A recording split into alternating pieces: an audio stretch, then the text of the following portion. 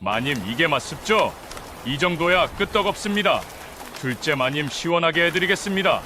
돌쇠야 살살하거라. 돌쇠야. 셋째 마님은 무섭습니다. 어느 마을에 세 과부가 함께 사는 집이 하나 있었습니다. 첫째는 복순이라는 여인이었는데 몸집이 어찌나 큰지 문을 지나갈 때마다 옆으로 비껴서 들어가야 할 정도였고, 마을 사람들은 뒤에서 그녀를 보면 굴러가는 커다란 쌀가마니 같다고 수군거리곤 했습니다. 하지만 복순 본인은 자신의 이 풍만한 몸매를 그리 나쁘게 생각하지 않았습니다. 다만 한 가지 소원이 있었으니 언젠가는 자신의 이 무거운 몸을 깃털처럼 가볍게 번쩍 안아 올려줄 힘센 남자를 만나고 싶다는 것이었습니다. 그녀의 머릿속에는 늘 공주님처럼 안겨서 이동하는 상상이 가득했습니다. 둘째는 홍매화라는 여인이었는데 젊은 시절 기생으로 이름을 날렸던 미녀였습니다. 비록 지금은 과부의 몸이 되었지만 여전히 요염한 자태를 자랑했고, 고운 비단 한복을 즐겨 입으며 몸가짐 하나하나가 물 흐르듯 우아했습니다. 그녀는 자신의 노련한 기술이면 어떤 남자든 녹여버릴 수 있다는 자신감을 가지고 있었고, 섬세하고 부드러운 터치를 누구보다 중요하게 여겼습니다.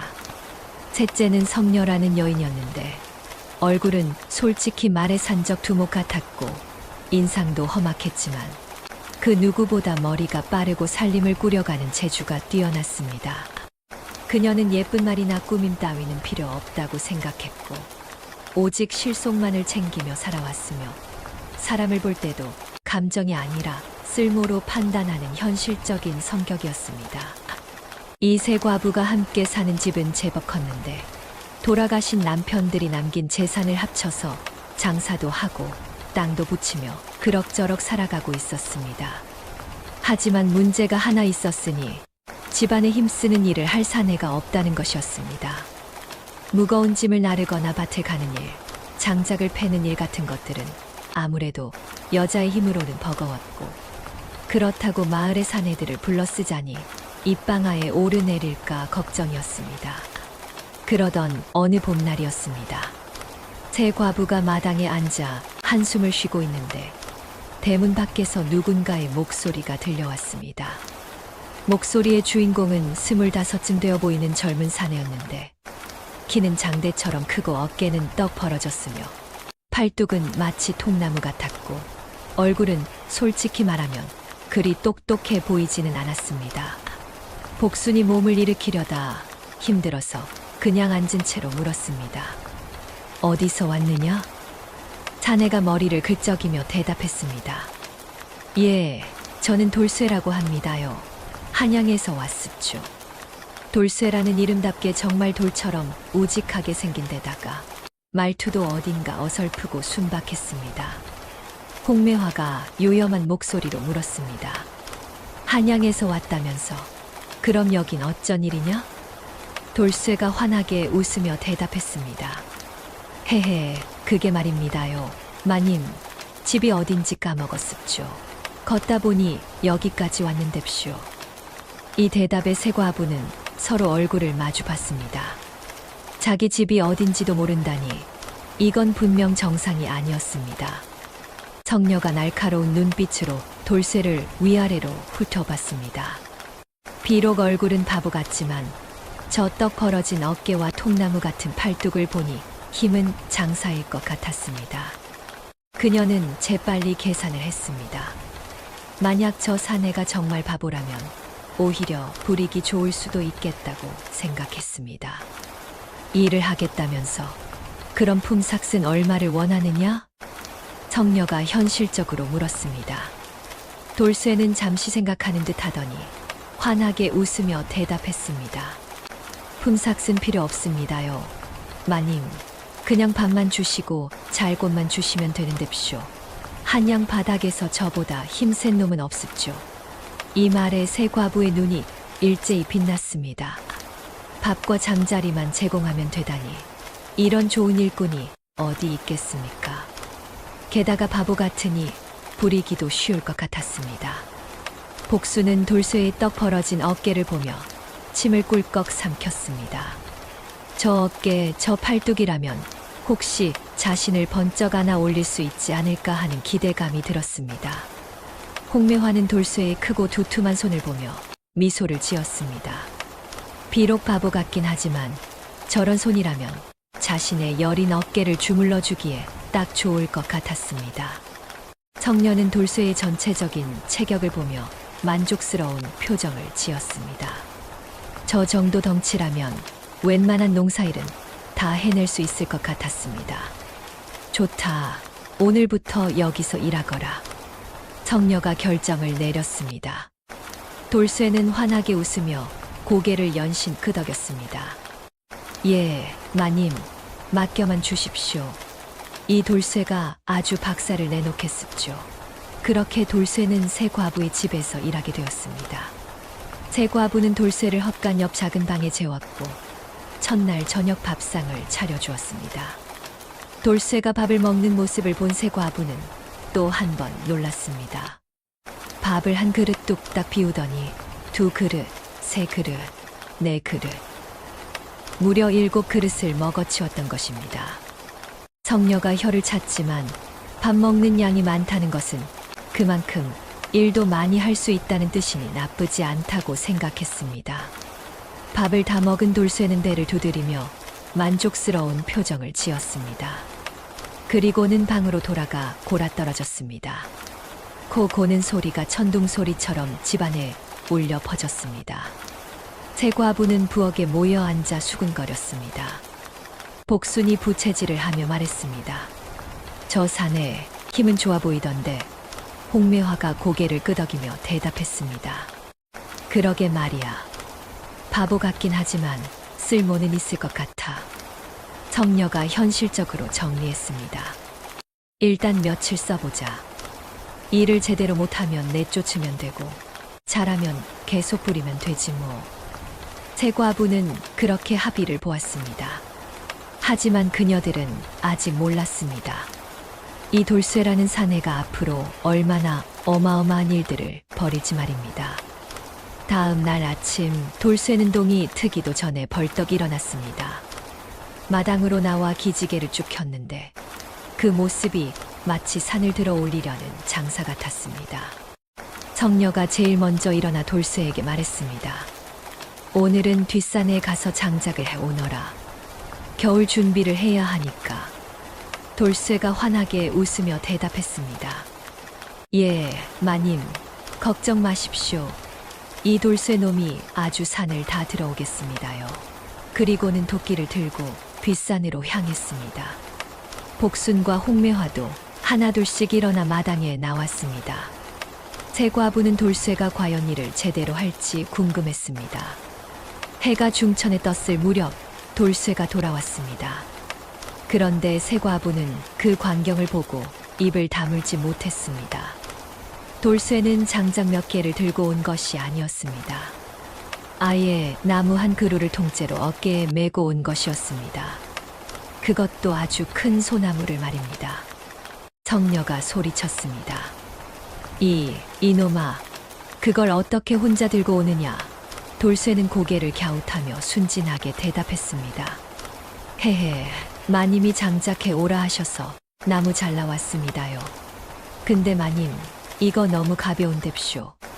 바위라도 좀 얹어 주십시오. 성녀가 한숨을 쉬었지만 속으로는 감탄하고 있었습니다. 저 큰 소나무를 혼자 들고 오다니 힘이 보통이 아니었던 것입니다. 복수는 돌쇠의 땀에 젖은 떡 벌어진 어깨를 보며 눈이 휘둥그레졌습니다. 홍매화도 돌쇠의 우락부락한 팔뚝을 보며 미소를 지었습니다. 그날부터 돌쇠는 집안의 온갖 힘쓰는 일을 도맡아 했습니다. 밭을 갈고 짐을 나르고 장작을 패고 우물을 파는 일까지 척척 해냈습니다. 다만 문제가 하나 있었으니 힘 조절이라는 것을 전혀 하지 못한다는 것이었습니다. 문을 열다가 문짝을 뜯어내기 일쑤였고 독을 옮기다가 깨뜨리기도 했으며 땅을 파다가 우물을 너무 깊이 파서 물이 솟구쳐 오르기도 했습니다. 하지만 일은 정말 잘했기 때문에 새 과부는 돌쇠를 계속 고용하기로 했습니다. 그리고 세 과부는 각자의 마음속으로 조금씩 다른 계획을 세우기 시작했습니다. 복수는 언젠가 돌쇠에게 자신을 안아 올려달라고 부탁할 궁리를 하고 있었고, 홍매화는 돌쇠를 유혹할 방법을 궁리하고 있었으며, 성녀는 돌쇠를 어떻게 하면 더 효율적으로 부릴 수 있을지 계산하고 있었습니다. 돌쇠가 집에 온 지 사흘이 지났습니다.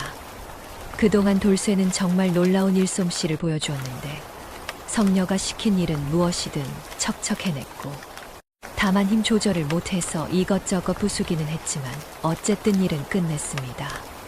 밭을 갈 때는 쟁기가 땅속 깊이 파고 들어가서 나무 뿌리까지 다 뽑혔고, 우물물을 기를 때는 두레박 줄이 끊어져서 우물 안으로 통째로 빠지기도 했으며, 장독대를 옮길 때는 땅에 내려놓는 순간 땅이 푹 꺼져버리기도 했습니다. 그런 돌쇠를 보며 복수는 점점 더 기대감에 부풀어 올랐습니다. 저 어마어마한 힘이라면 분명 자신을 번쩍 안아 올릴 수 있을 것 같았거든요. 복수는 평생 한 번도 남자에게 안겨본 적이 없었습니다. 아니, 정확히 말하자면 안으려고 했던 남자들이 모두 허리를 삐끗하거나 주저앉아 버렸던 것입니다. 하지만 돌쇠는 달랐습니다. 저 떡 벌어진 어깨, 통나무 같은 팔뚝, 바위 같은 다리를 보면 분명 자신을 들어 올릴 수 있을 것 같았습니다. 복수는 마침내 작전을 실행하기로 결심했습니다. 어느 날 오후였습니다. 홍매화와 성녀가 장을 보러 나간 사이 복수는 돌쇠를 불렀습니다. 돌쇠는 마당에서 장작을 패고 있었는데 복순의 부름에 달려왔습니다. 복순이 애교 섞인 목소리로 말했습니다. 자기가 안방에서 쉬고 있는데 갑자기 몸이 아파서 움직일 수가 없다는 것이었습니다. 그러니 자신을 들어서 마루로 옮겨달라는 부탁이었습니다. 돌쇠는 고개를 끄덕이며 대답했습니다. 예, 마님, 맡겨만 주십시오. 제가 깃털같이 들어드리겠습니다요. 돌쇠가 신이 나서 말했습니다. 복수는 속으로 웃음이 났습니다. 드디어 자신도 공주님처럼 안기는 꿈을 이루는 것입니다. 복수는 안방에 누워서 기다렸습니다. 가슴이 두근두근 뛰었습니다. 곧 돌쇠가 자신을 안아 올릴 것이고 그 튼튼한 팔에 안겨서 이동하는 것입니다. 복수는 상상만으로도 얼굴이 붉어졌습니다. 돌쇠가 안방으로 들어왔습니다. 복수는 누운 채로 가녀린 척 말했습니다. 몸이 너무 아파서 손가락 하나 까딱할 수 없으니 조심조심 들어달라는 것이었습니다. 걱정 마십시오, 마님.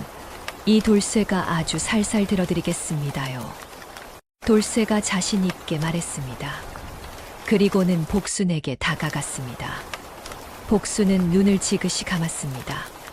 드디어 공주님 안기가 시작되는 것입니다. 그런데 돌쇠는 복순을 공주님처럼 안아 올리지 않았습니다. 대신 복순의 옷깃을 움켜쥐고는 마치 쌀가마니를 들어 올리듯 번쩍 들어 올렸던 것입니다. 복순은 깜짝 놀라 눈을 떴습니다. 자신은 지금 공주님처럼 안겨 있는 것이 아니라 쌀가마니처럼 매달려 있었던 것입니다. 돌쇠는 복순을 한 손으로 번쩍 들어 올린 채 마루로 걸어가고 있었습니다. 마님이 너무 가벼우신뎁쇼. 이렇게 가벼우실 줄 몰랐습니다요. 제가 들고 있는 게 맞습니까요? 돌쇠가 신기하다는 듯 말했습니다. 복수는 황당했습니다. 자신이 가볍다고요? 자신은 평생 무겁다는 소리만 들었는데 가볍다니요. 하지만 더 큰 문제가 있었습니다. 돌쇠가 복순을 들고 있는 자세가 너무 불안정했던 것입니다. 마치 자루를 들고 가듯이 옷깃만 잡고 있었기 때문에 복순의 몸이 이리저리 흔들렸습니다. 복순이 소리쳤습니다. 이렇게 들지 말고 제대로 안아달라고 했습니다. 돌쇠는 고개를 갸웃했습니다. 제대로 안는다는 게 무슨 뜻인지 이해하지 못했던 것입니다. 마님, 이게 제일 편한 자세인뎁쇼. 쌀가마니도 이렇게 들면 아주 편합니다요. 돌쇠가 순진하게 말했습니다. 복수는 기가 막혔습니다. 자신을 쌀가마니 취급하다니요. 그때 돌쇠가 문지방을 넘으려고 했습니다. 그런데 복순을 들고 있는 자세 때문에 복순의 머리가 문지방 위쪽 문틀에 쿵 하고 부딪혔습니다. 아이고! 복순이 비명을 질렀습니다. 돌쇠는 깜짝 놀라 걸음을 멈췄습니다. 마님, 괜찮으십니까요? 제가 문틀이 낮은 줄 몰랐습니다요. 마님 머리가 너무 높은 곳에 있는 듯쇼. 돌쇠가 걱정스럽게 말했습니다. 복순은 머리를 감싸주며 신음했습니다. 이건 공주님 안기가 아니라 고문이었습니다. 돌쇠는 그래도 복순을 마루까지 옮겨 놓았습니다. 복순을 마루에 내려놓는데 그 역시 쌀가마니 내려놓듯이 쿵 하고 내려놓았습니다. 마루가 삐걱 소리를 내며 약간 꺼져버렸습니다. 마님 다 옮겨드렸습니다요. 별일 아니었습죠. 돌쇠가 환하게 웃으며 말했습니다. 복순은 마루에 주저앉아 한숨을 쉬었습니다. 머리는 아프고 몸은 여기저기 멍이 들었으며 무엇보다 자존심이 상했습니다. 돌쇠는 복순이 괜찮은지 물어보지도 않고 다시 마당으로 나가 장작 패기를 계속했습니다. 복순은 그 뒷모습을 보며 눈물이 날 것 같았습니다. 잠시 후 홍매화와 성녀가 장을 보고 돌아왔습니다. 복순은 마루에 축 늘어져 있었습니다. 성녀가 물었습니다. 무슨 일이 있었느냐고 했습니다. 복순은 한숨을 쉬며 대답했습니다. 돌쇠에게 자신을 옮겨달라고 했더니 쌀가마니 다루듯 했다는 것이었습니다. 홍매화가 웃음을 참으며 말했습니다. 그러게 누가 괜한 짓을 하래. 홍매화가 놀리듯 말했습니다. 성녀는 고개를 저었습니다. 저 바보 같은 돌쇠에게 기대를 하는 것 자체가 잘못이라는 것이었습니다. 복순은 더 이상 돌쇠에게 기대하지 않기로 했습니다. 공주님 안기는 평생 꿈도 꾸지 말아야겠다고 생각했습니다. 하지만 홍매화는 달랐습니다. 홍매화는 복순과는 다른 방법을 쓸 생각이었습니다. 그날 저녁 세 과부는 부엌에 모여 앉았습니다. 복순은 여전히 머리를 감싸쥐고 있었고 성녀는 저녁 준비를 하고 있었으며 홍매화는 무언가 궁리하는 표정이었습니다. 성녀가 말했습니다. 돌쇠는 일은 잘하지만 사람 다루는 법을 전혀 모른다는 것이었습니다. 복순이 고개를 끄덕이며 맞장구를 쳤습니다. 하지만 홍매화는 미소를 지었습니다. 자신은 복순과 달리 섬세하게 접근할 것이라고 했습니다. 기생 출신답게 남자를 다루는 법을 안다는 것이었습니다. 성녀가 비웃듯 말했습니다. 저 바보 같은 돌쇠가 그런 걸 알아듣겠느냐는 것이었습니다. 홍매화는 자신 있게 대답했습니다. 아무리 바보라도 남자는 남자라는 것이었습니다. 복순은 홍매화에게 조심하라고 충고했습니다. 자신처럼 낭패를 볼 수도 있다는 것이었습니다. 하지만 홍매화는 자신만만했습니다. 그날 밤 홍매화는 계획을 세웠습니다. 내일은 자신이 돌쇠를 유혹해 볼 차례였습니다. 복순처럼 직접적으로 하지 않고 좀 더 은근하고 섬세하게 접근할 것이었습니다. 홍매화는 거울을 보며 미소를 지었습니다. 자신의 요염한 자태와 노련한 기술이면 저 바보 같은 돌쇠도 녹일 수 있을 것 같았습니다. 내일이 기대되었습니다. 한편 돌쇠는 헛간 옆 작은 방에서 코를 골며 자고 있었습니다. 오늘도 배불리 먹고 푹 잤으니 내일도 신나게 일할 수 있을 것 같았습니다. 돌쇠는 새 과부가 무슨 생각을 하는지 전혀 몰랐고 그저 밥 주고 재워주는 이 집이 좋을 뿐이었습니다. 다음 날 아침 홍매화는 평소보다 일찍 일어나 정성스럽게 단장을 했습니다. 고운 분을 바르고 연지곤지를 찍고 가장 화려한 비단 치마 저고리를 꺼내 입었는데 거울을 보며 미소를 지었으니 역시 기생 출신답게 자신의 자태에는 자신이 있었던 것입니다. 오늘은 복순처럼 실패하지 않을 것이라고 다짐했습니다. 홍매화의 계획은 간단했습니다. 돌쇠를 방으로 불러서 어깨가 결린다며 안마를 부탁하는 것이었는데 기생 시절 수많은 남자들이 그녀의 가냘픈 어깨를 주물러 주겠다며 달려들었던 기억이 났습니다. 부드럽고 섬세한 터치, 은근한 스킨십, 이런 것들이면 아무리 바보라도 분위기를 느낄 것이라고 생각했던 것이지요. 점심때가 되자 홍매화는 작전을 시행했습니다. 돌쇠가 마당에서 물동이를 나르고 있을 때 홍매화가 나지막하고 요염한 목소리로 불렀고 돌쇠는 물동이를 내려놓고 달려왔습니다. 홍매화가 가녀린 목소리로 요즘 어깨가 너무 결려서 고생이라며 혹시 돌쇠가 어깨에 좀 주물러 줄 수 있겠느냐고 물었는데 복순처럼 안아달라는 것도 아니고 그저 어깨만 살짝 주무르면 되는 것이니 간단한 일이었습니다. 돌쇠는 고개를 갸웃했습니다. 어깨를 주무르는 것이 무엇인지 정확히 이해하지 못했던 것이지요. 하지만 마님이 부탁하시니 해드려야겠다고 생각했습니다. 예, 마님. 제가 아주 시원하게 풀어드리겠습니다요. 맡겨만 주십시오. 돌쇠가 신이 나서 말했고 홍매화는 속으로 미소를 지었습니다. 계획대로 되어가고 있었던 것입니다. 홍매화는 돌쇠를 자기 방으로 안내했습니다.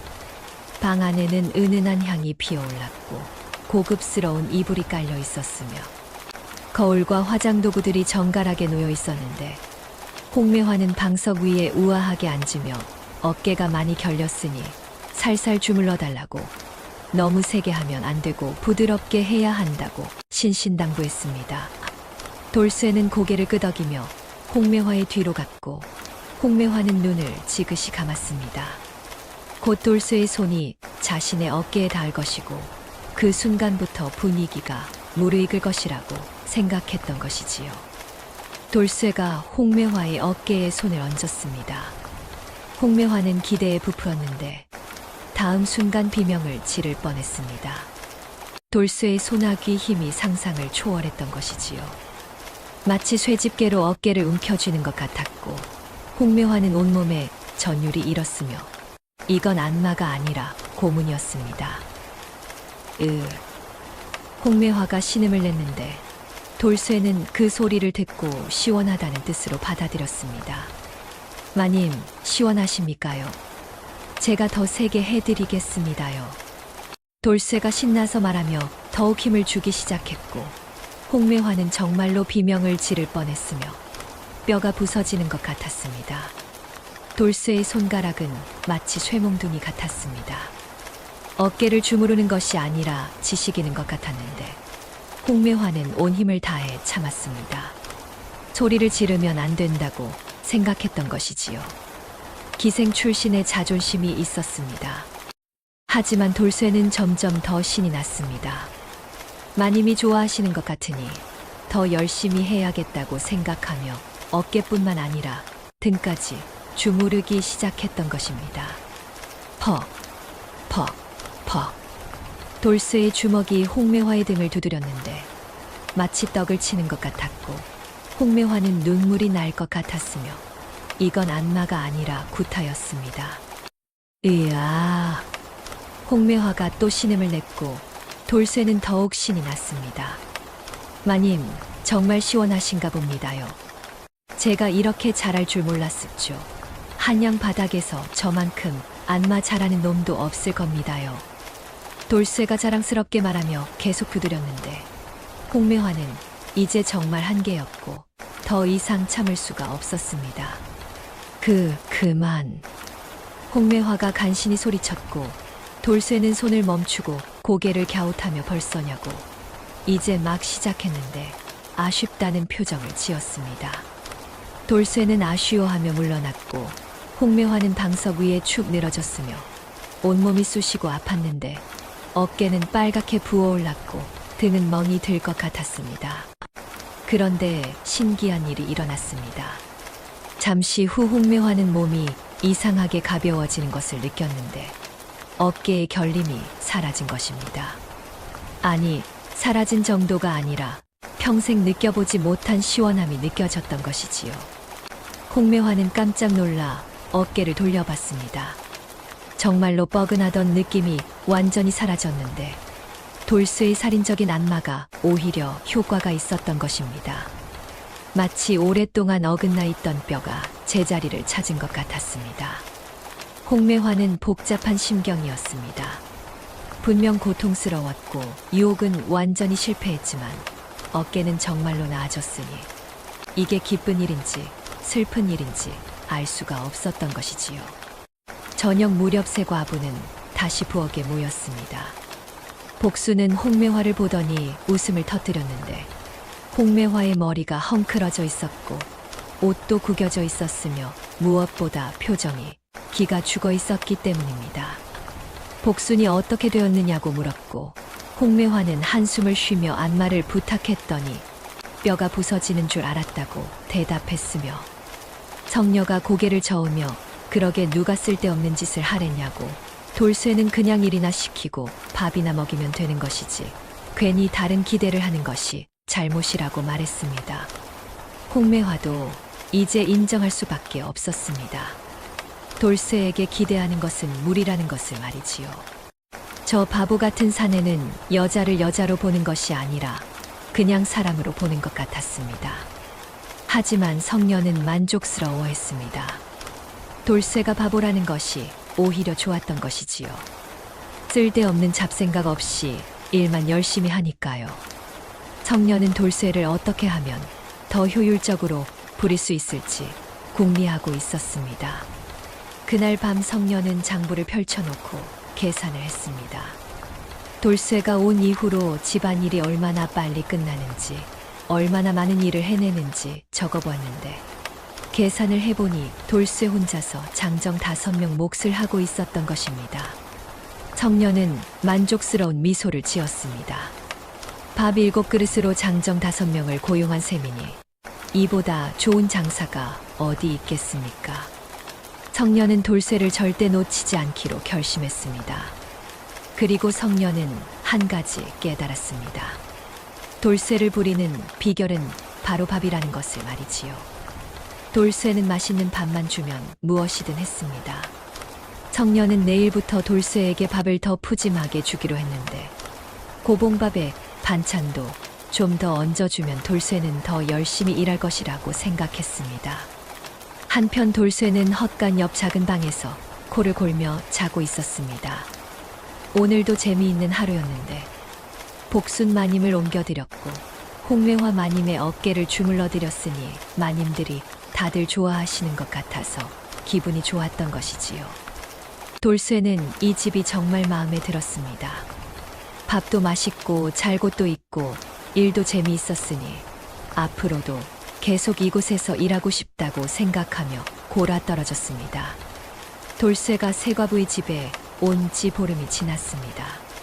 그동안 복순과 홍매화는 각자의 방식으로 돌쇠에게 접근했다가 참담하게 실패했고 이제는 돌쇠를 그저 일꾼으로만 대하기로 했는데 반면 성녀는 처음부터 돌쇠를 남자가 아니라 최고의 일꾼, 아니 살아있는 중장비로 여기고 있었기에 때문에 아무런 기대도 하지 않았던 것이지요.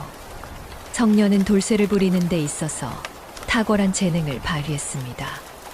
매일 아침 돌쇠에게 해야 할 일 목록을 정확하게 알려주었고 일을 마칠 때마다 고봉갑을 주었으며 돌쇠가 실수로 무언가를 부수면 등짝을 한 대 때린 후 다시 고봉밥을 주는 방식으로 길들이고 있었는데 돌쇠는 성녀를 무서워하면서도 따랐던 것입니다. 어느 날 저녁 세 과부는 부엌에 모여 앉았습니다. 복수는 여전히 돌쇠에게 안겨보지 못한 것을 아쉬워했고 홍매화는 살인적인 안마를 떠올리며 몸을 부르르 떨었으며 성녀는 돌쇠가 오늘 해낸 일의 양을 계산하고 있었는데 혼자서 장정 5명 몫을 해냈다는 결론이 나왔습니다. 복순이 성녀에게 물었습니다. 너는 돌쇠에게 아무런 기대도 없느냐고, 저렇게 힘이 센 사내인데 조금은 남자로 보이지 않느냐고 했는데 성녀는 코웃음을 쳤습니다. 남자, 저 바보를 남자로 본다고. 저건 그냥 일 잘하는 짐승이야. 성녀가 단호하게 말했고 홍매화가 맞장구를 쳤으며 복순도 고개를 끄덕였는데 사실 속으로는 성녀도 조금은 궁금했던 것입니다. 성녀는 얼굴이 못생겨서 평생 남자들에게 관심을 받아본 적이 없었습니다. 젊었을 때도 남자들은 성녀를 보면 고개를 돌렸고 결혼도 중매로 겨우 했는데 남편은 성녀의 얼굴을 보고 실망했었던 것이지요. 하지만 성녀는 신경 쓰지 않았습니다. 얼굴이 중요한 게 아니라 실속이 중요하다고 생각하며 살아왔던 것입니다. 그런데 돌쇠는 달랐습니다. 돌쇠는 성녀를 보고도 전혀 놀라거나 피하지 않았는데, 아니, 애초에 성녀의 얼굴이 못생겼는지조차 모르는 것 같았던 것이지요. 돌쇠에게는 복순이나 홍매화나 성녀나 모두 똑같은 마님일 뿐이었습니다. 성녀는 이 사실이 아주 조금은 기분이 좋았습니다. 평생 처음으로 자신의 외모 때문에 무시당하지 않는다는 느낌이 들었던 것이지요. 며칠 후 성녀는 돌쇠를 시험해보기로 결심했습니다. 물론 복순이나 홍매화처럼 유혹하려는 것은 아니었는데 그저 돌쇠가 정말로 자신을 다른 마님들과 똑같이 대하는지 확인하고 싶었던 것입니다. 어느 날 오후 성녀는 돌쇠를 불렀습니다.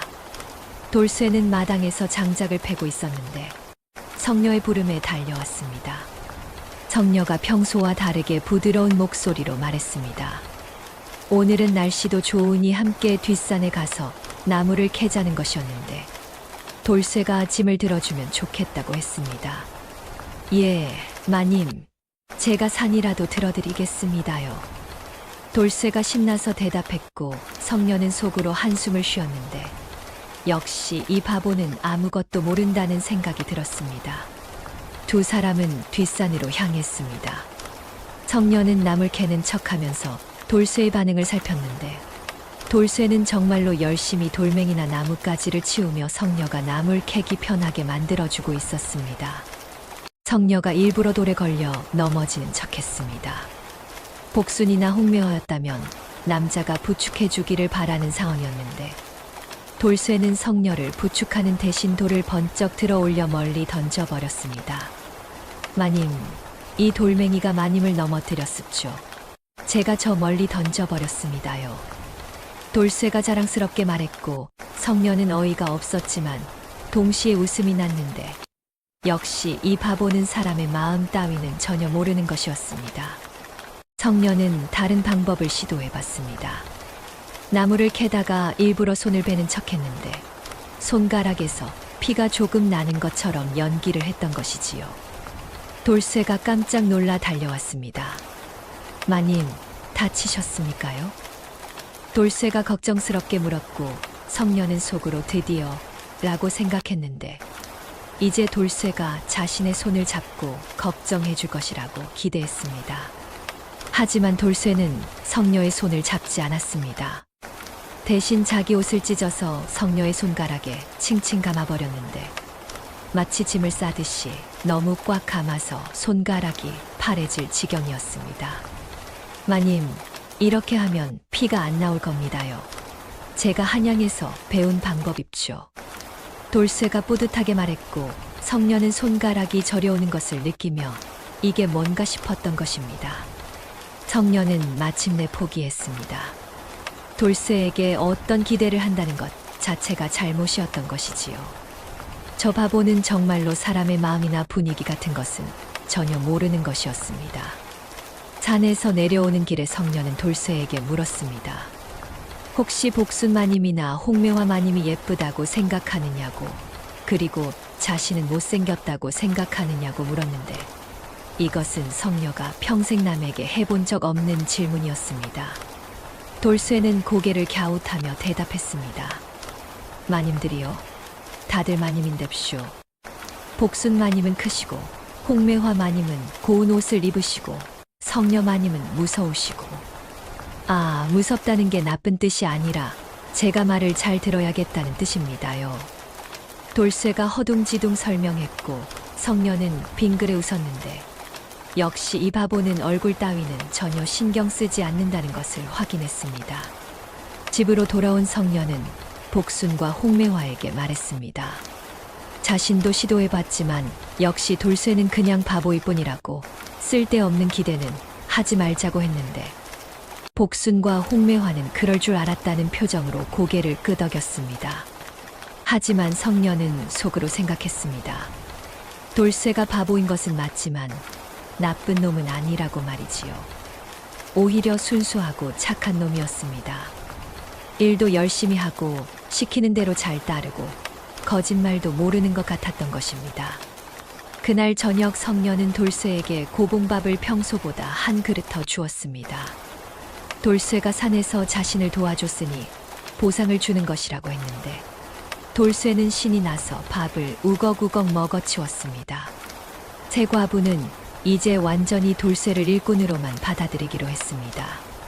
남자로 보려던 기대는 모두 버렸는데 대신 최고의 일꾼으로 집안을 지키는 든든한 기둥으로 여기기로 한 것이지요.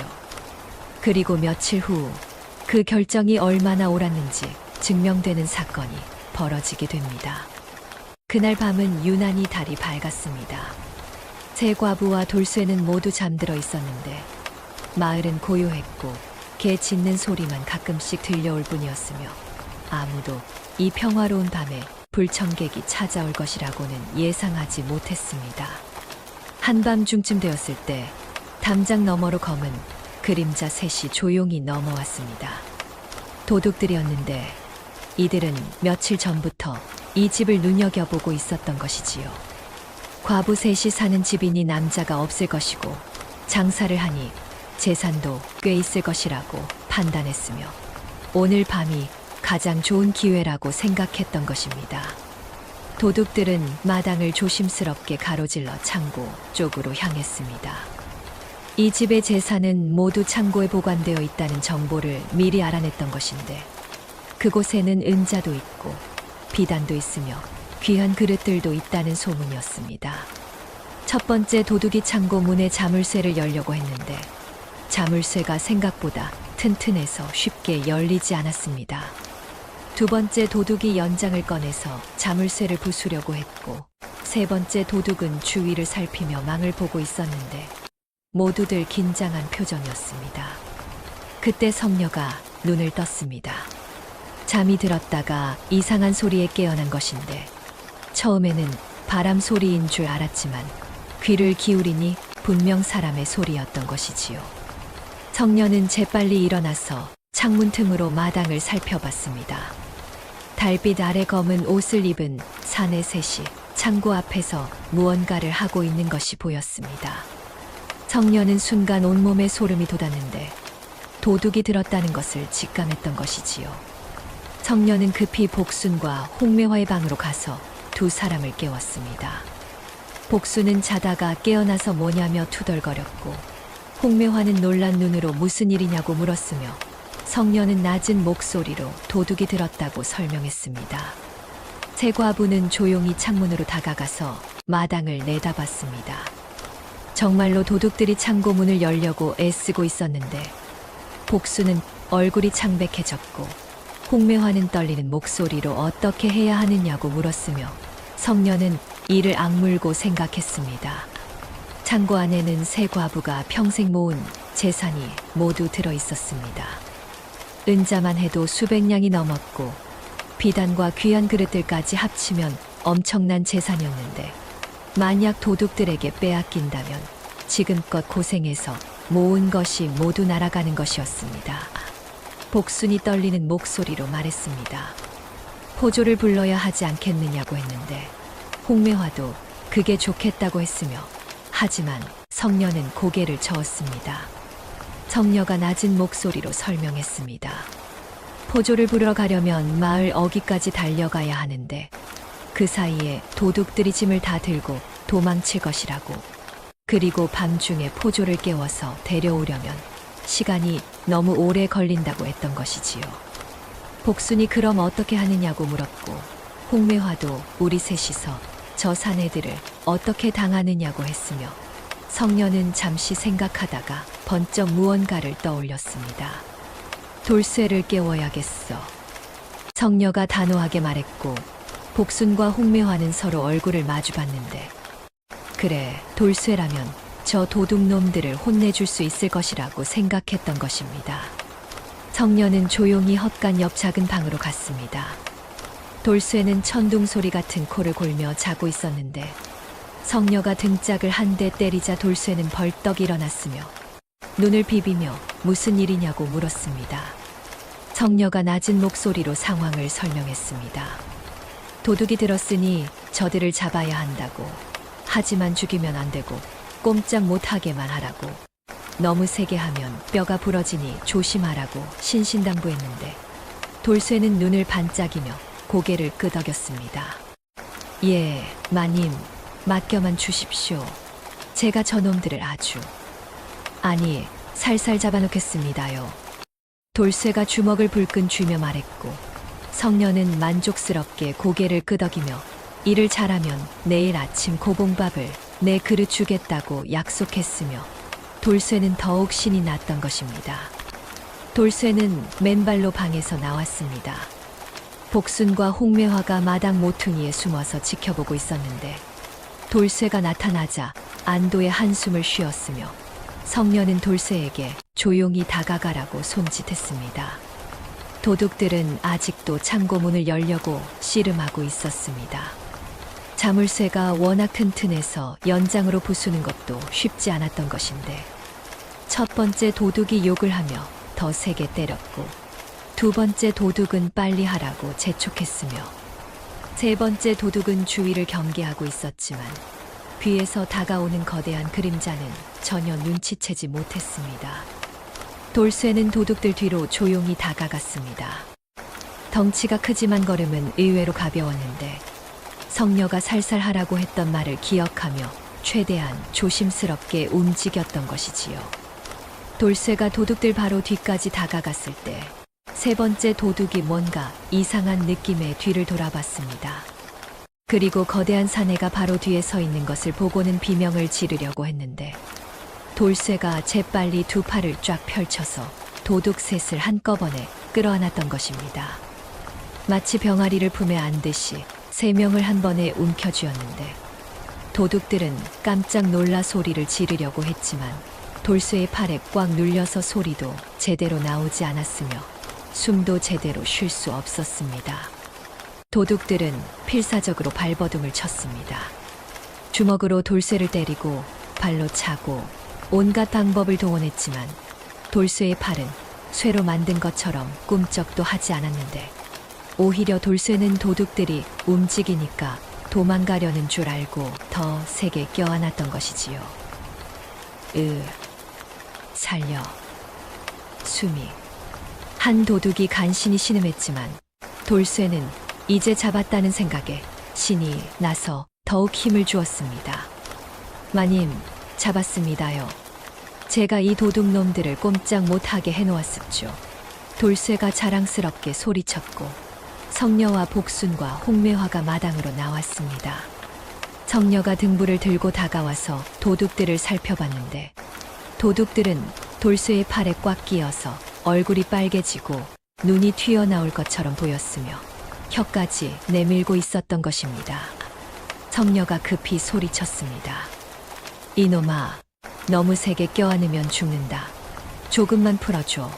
성녀가 다급하게 말했고 돌쇠는 아차하는 표정으로 힘을 약간 풀었으며 도둑들은 헉헉거리며 숨을 몰아쉬었습니다. 복순이 도둑들의 얼굴을 자세히 살펴봤는데 모두 젊은 사내들이었지만 지금은 혼이 나간 표정이었으며 홍매화는 도둑들이 들고 있던 연장과 자루를 확인했는데 분명 재산을 훔쳐가려던 것이 틀림없었습니다. 한 도둑이 간신히 말했습니다. 살려달라고, 자기들이 잘못했다고, 다시는 도둑질 안 하겠다고 빌었는데 성녀는 코웃음을 쳤습니다. 성녀가 차갑게 말했습니다.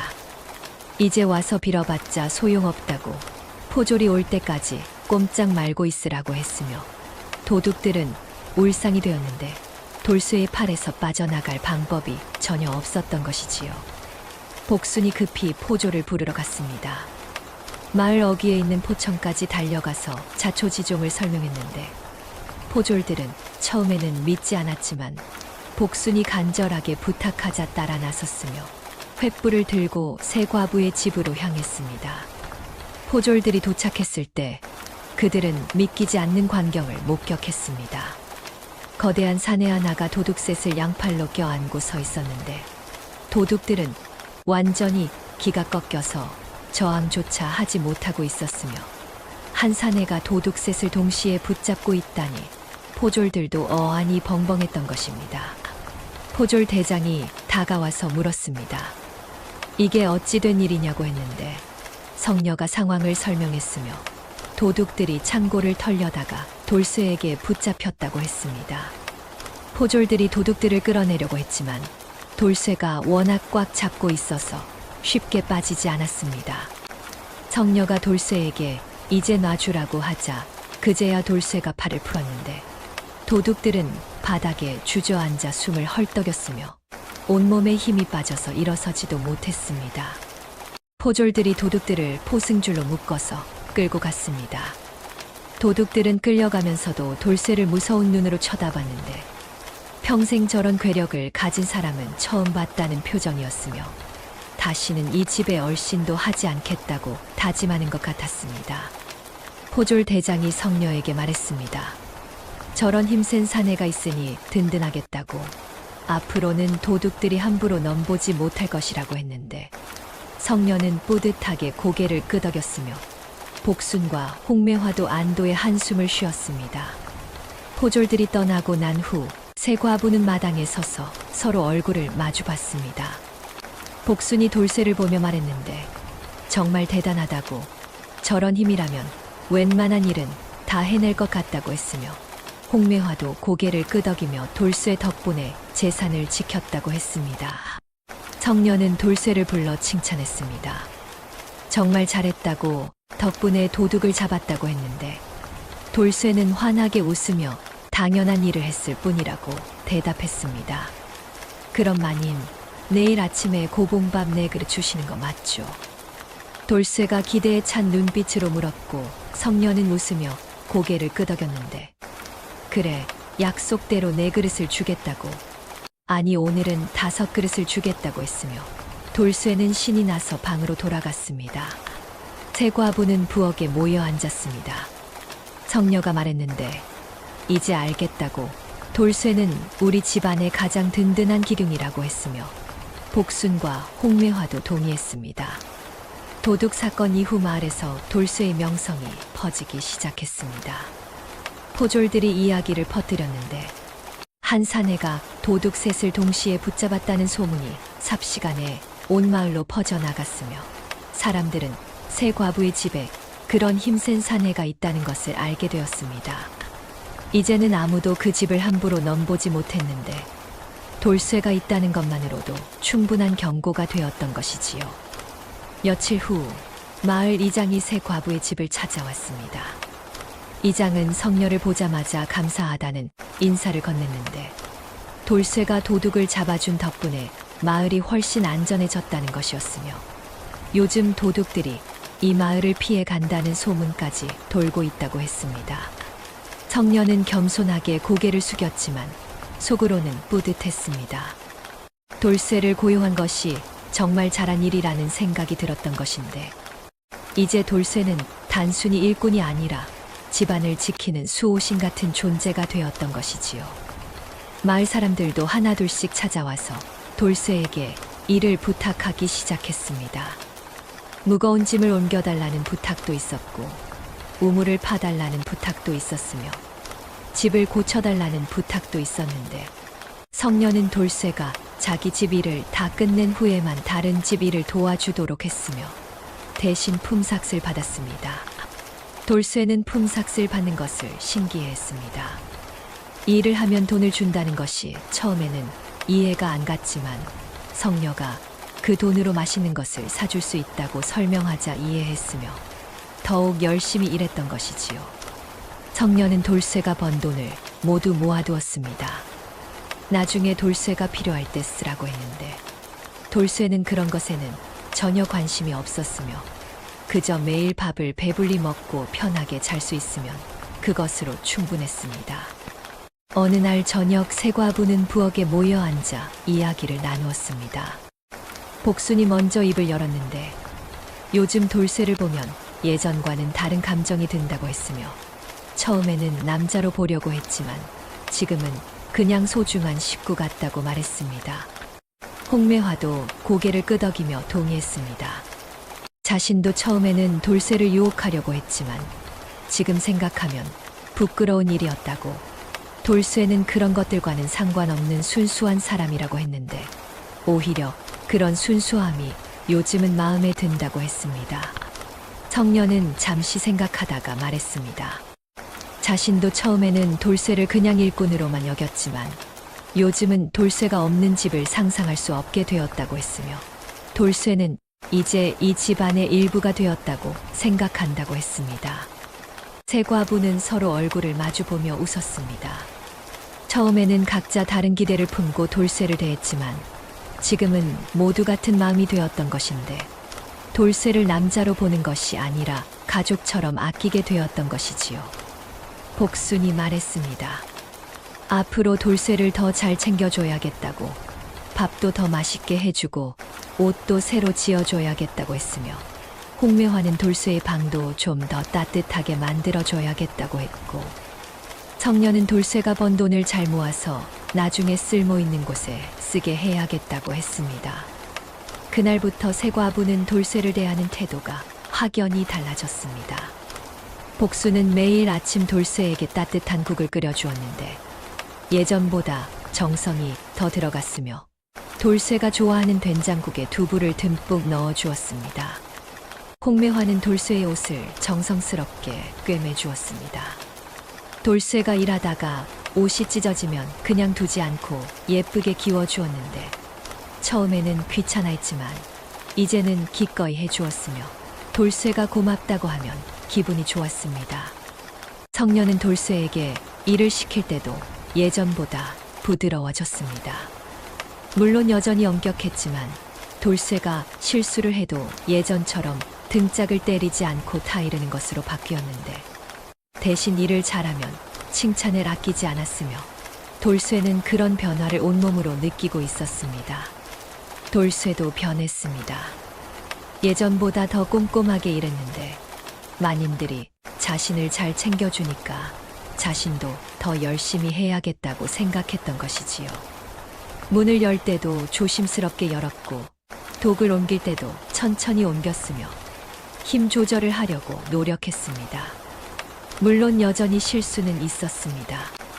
어느 날은 장독대를 옮기다가 또 땅을 푹 꺼뜨렸고 또 어느 날은 지붕을 고치다가 기와장을 몇 개 더 깨뜨렸으며 우물물을 길다가 두레박을 부러뜨리기도 했지만 이제는 세 과부도 그런 실수들을 웃으며 넘길 수 있게 되었습니다.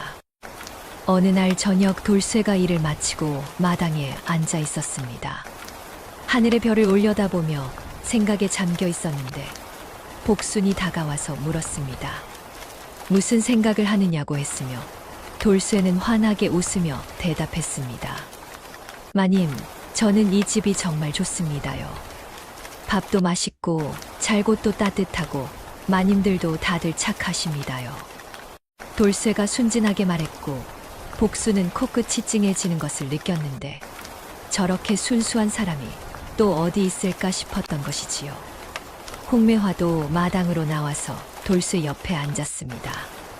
돌쇠에게 고향이 그립지 않느냐고 물었는데 돌쇠는 고개를 갸웃하며 고향이 어디였는지 기억이 안 난다고 했으며 그냥 이곳이 이제 자신의 집 같다고 말했습니다. 성녀도 나와서 세 과부와 돌쇠는 마당에 둘러앉았습니다. 달빛이 마당을 환하게 비추고 있었는데 성녀가 말했습니다. 돌쇠가 이 집에 온 것이 정말 다행이라고, 돌쇠 덕분에 집안이 훨씬 든든해졌다고 했으며 앞으로도 계속 이 집에서 지내면 좋겠다고 했습니다. 돌쇠는 신이 나서 고개를 끄덕였습니다. 예, 마님, 저도 여기서 계속 살고 싶습니다요. 제가 평생 마님들을 지켜드리겠습니다요.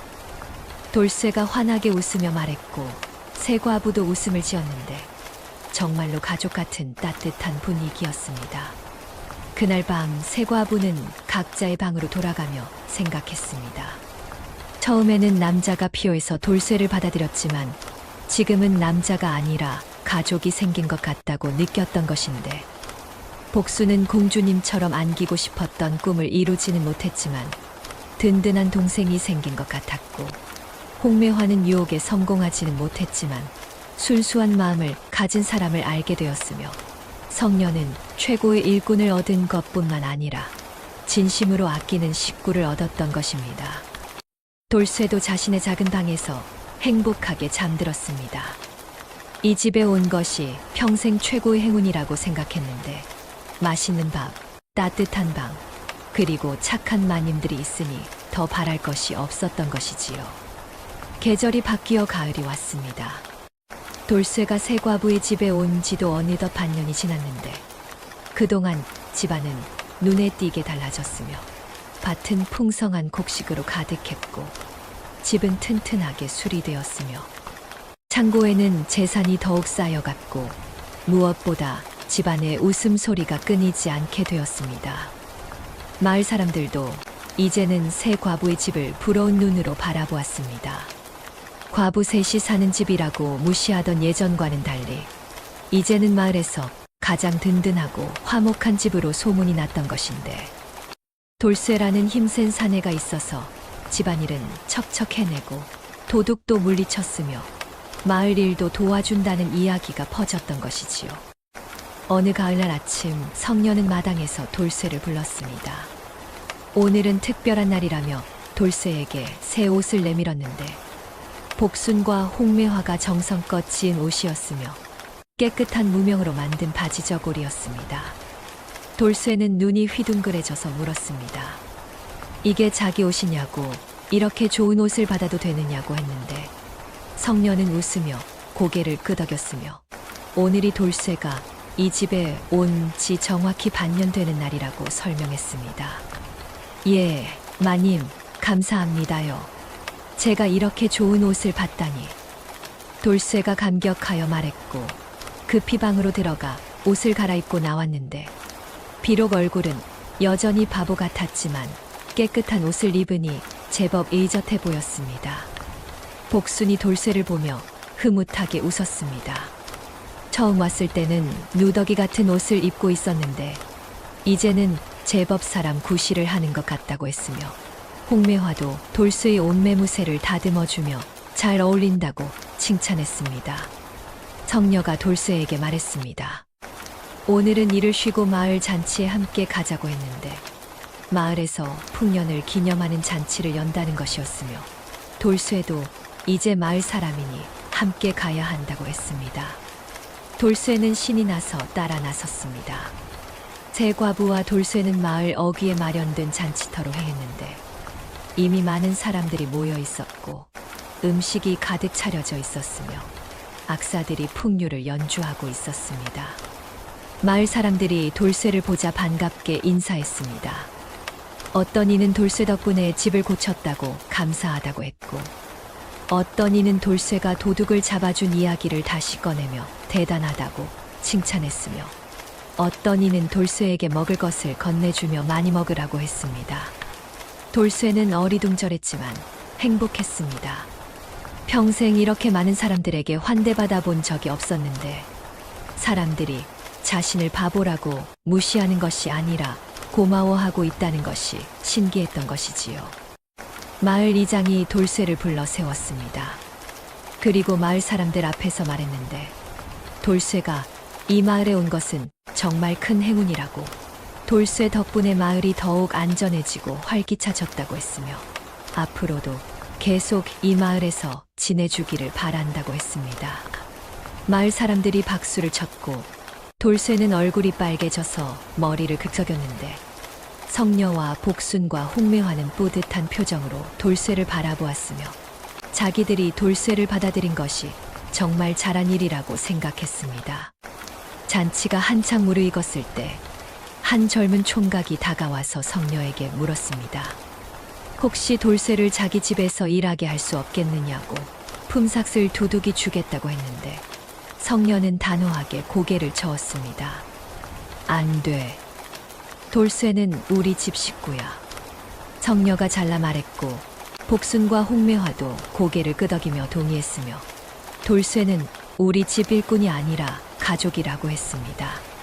그 말을 들은 돌쇠는 가슴이 뭉클해졌습니다. 자신을 식구라고 가족이라고 불러주다니 평생 집도 없이 떠돌던 자신이 이제 가족이 생긴 것이라고 생각하니 눈물이 날 것 같았던 것이지요. 잔치가 끝나고 집으로 돌아오는 길에 성녀가 돌쇠에게 물었습니다.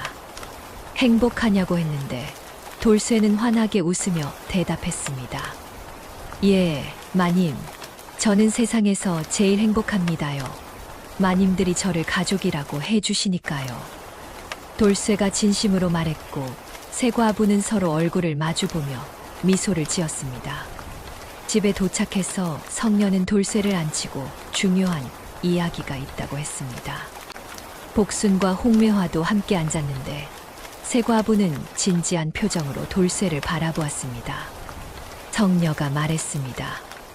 그동안 돌쇠가 번 품삯을 모두 모아두었다고, 이제 꽤 많은 돈이 되었다고 했는데 이 돈으로 돌쇠가 원하는 것을 하면 좋겠다고 했으며 만약 고향으로 돌아가고 싶으면 그것도 가능하다고 했습니다. 돌쇠는 깜짝 놀라 손을 내저었습니다. 자신은 고향이 어딘지도 모르고 돌아갈 곳도 없으며 무엇보다 이곳이 자신의 집이라고 생각한다고 했는데 그 돈은 마님들이 쓰면 좋겠다고 했습니다. 성녀가 고개를 저었습니다. 그 돈은 돌쇠가 번 것이니 돌쇠 것이라고 우리는 돌쇠에게 다른 제안이 있다고 했는데 만약 돌쇠가 원한다면 이 집의 정식 식구로 만들어주고 싶다고 했습니다. 복순이 설명했습니다. 지금은 돌쇠가 머슴으로 일하고 있지만 앞으로는 이 집안의 아들처럼 지내면 좋겠다고, 밥과 잠자리만 제공하는 것이 아니라 가족으로서 함께 살자고 했으며 홍매화도 돌쇠를 동생처럼 여기고 싶다고 했습니다. 돌쇠는 눈물을 글썽이며 물었습니다. 정말 자신을 가족으로 받아주겠느냐고, 자신 같은 바보를 가족으로 삼아도 되느냐고 했는데 세 과부는 한 목소리로 그렇다고 대답했습니다. 넌 바보가 아니야. 넌 누구보다 착하고 순수한 사람이야. 성녀가 따뜻하게 말했고 복수는 돌쇠가 자신들에게 얼마나 큰 힘이 되었는지 모른다고 했으며 홍매화는 돌쇠 덕분에 집안이 이렇게 화목해졌다고 했습니다. 돌쇠는 더 이상 참지 못하고 눈물을 흘렸습니다.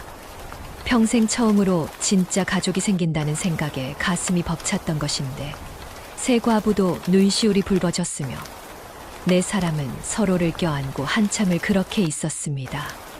그날 밤부터 돌쇠는 더 이상 헛간 옆 작은 방에서 자지 않았습니다.